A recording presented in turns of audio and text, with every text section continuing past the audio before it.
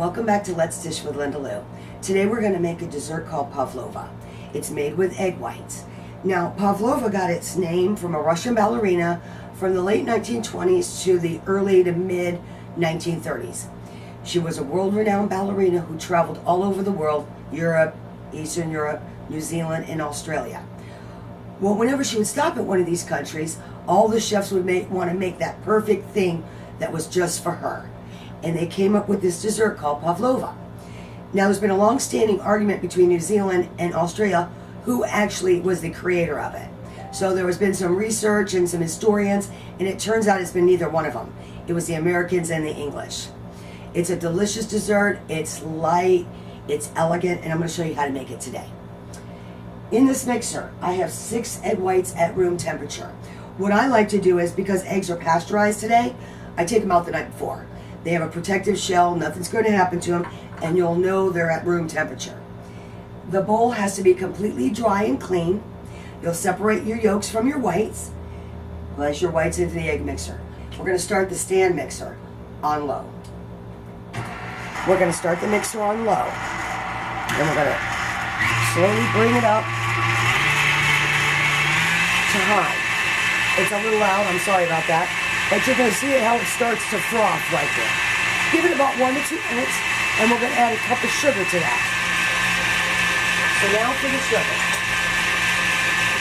You want to do this nice and slow. You see how it's frothing? We're just going to slowly add the sugar in. See how it's changing its color? It's going to become like clouds, shiny and white. You're going to go for about, 3 to 4 minutes. Okay, so after about 3 minutes, on high, the egg whites will triple in volume. And what we're looking for is stiff peaks. So as you can see, the stiff peaks stand right up. They don't flop, they don't drizzle over. It holds its shape. And that's what you're looking for. So we're going to get some of this off of here because you need every little bit. So just to remind you, we put the egg whites in here in a clean, dry bowl. We turned it on to low to start off with. I just threw a pinch of salt in there. We always put salt in sweet things. It brings out the sweetness. Added a cup of sugar, ran it for about 3 minutes, and we've got the egg whites. Now to this point, we're going to add a few things. This is 3 tablespoons of sifted cornstarch. I'm going to just toss that right in there. This is plain white vinegar. This is going to stabilize the egg whites in the cooking process. And we're going to add 1 teaspoon of just regular white vinegar. Just at the top there. That's not quite a teaspoon there. There we go. 1 teaspoon. Okay? And then we're going to add 1 teaspoon of vanilla extract. And what we're going to do is we're going to fold these 3 ingredients in really gently so as not to deflate the egg whites. So what we're going to do is these 3 ingredients that I added, we're going to fold it in. And this is how you fold. You start in the center and you go to the bottom and you gently just turn the bowl lightly over just to lightly incorporate those 3 ingredients throughout the egg whites without deflating the volume. And you can see it's just a gentle process just to get everything combined and keeping the egg whites fluffy. Okay? Now it's folded. So now we have those ingredients folded and incorporated. We have a piping bag. I'm using a star tip. If you don't have a piping bag, you can take a large freezer bag, cut the corner off, and just put a tip in there, or not even use a tip. You can just use the hole after you've cut it. I fold the piping bag down so we don't make a huge mess, and we're going to start loading the egg whites right into the piping bag. This takes just a couple of minutes here, and every now and then shake it down and just load some more in there. Now there's 3 components to this dish.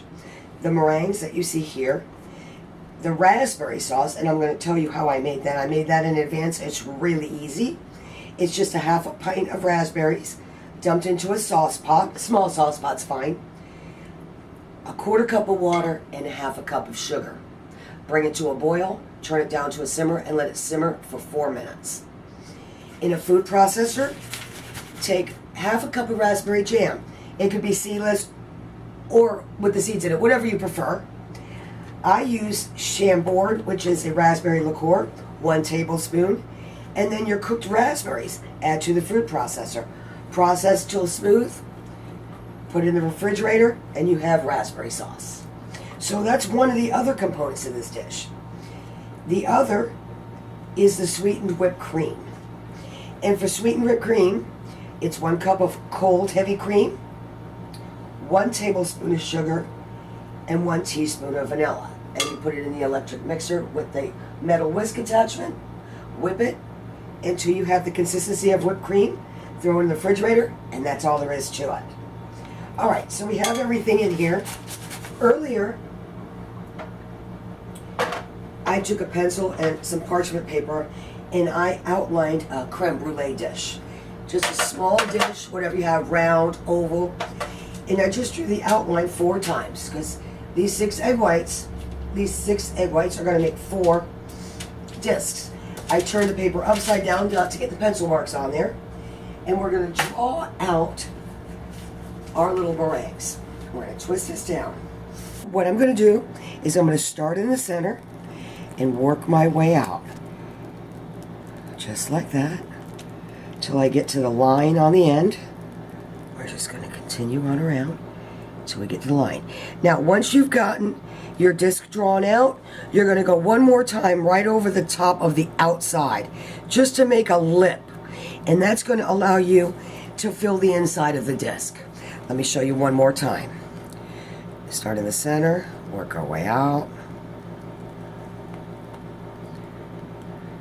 All the way to the line. Okay. Then we're going to come one more time over the outside just to make the outer lip. And these 6 egg whites should make 4, I'd say they're 4-inch circle discs here. And it should come out just about right.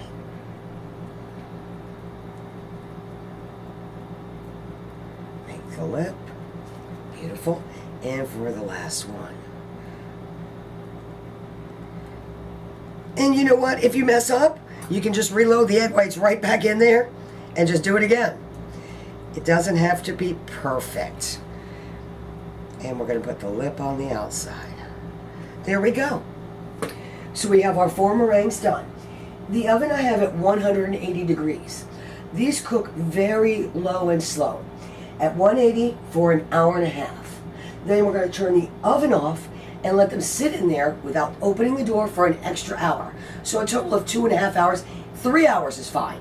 So we're going to go ahead and put these into the oven at 180 and leave them in there for an hour and a half. Let's say it's 10 to 1. So at 10 to 2, so about 20 after 2, we'll turn the oven off and leave them in for an extra hour. So now that the meringues are in the oven, we're going to talk about the other components. I already explained about the whipped cream. We have that already pre-made. In this dish, I have 1/2 pint of strawberries that I quartered, blueberries, blackberries, and raspberries. The same in this dish. I've just divided them in half. Now what I'm going to do here is I'm going to add the raspberry sauce that we had pre-made to this bowl of berries here. And what I'm going to do is I'm going to add about 1/2 cup. Just to moisten all the berries up. We're going to toss the raspberry sauce right on through. And all the berries have been macerated in the sauce, okay? So what we have is we have our whipped cream, our meringues, our fresh berries with the raspberry sauce, and fresh berries to garnish. So we have our discs, our berries in the sauce, our sweetened whipped cream, our fresh berries to garnish. I have a dessert plate here. We're going to place one of the meringue discs on the dessert plate. We're going to start with the sweetened whipped cream. We're just going to put maybe 2 to 3 tablespoons into the center. Even it out just like so. Just so it fits into that little cup. Our macerated mixed berries right on top. And if some fall off to the sides, that's great. We'll take another spoon and we'll just drizzle a little of the raspberry sauce right around the edges. Okay, then we're going to put some fresh mint for garnish. There you have it. Pavlova with mixed berries and a raspberry sauce. For this recipe, you can go to lindalouhamel.com at Let's Dish with Linda Lou under the category desserts and just type in the keyword Pavlova and it'll come right to that dessert for you.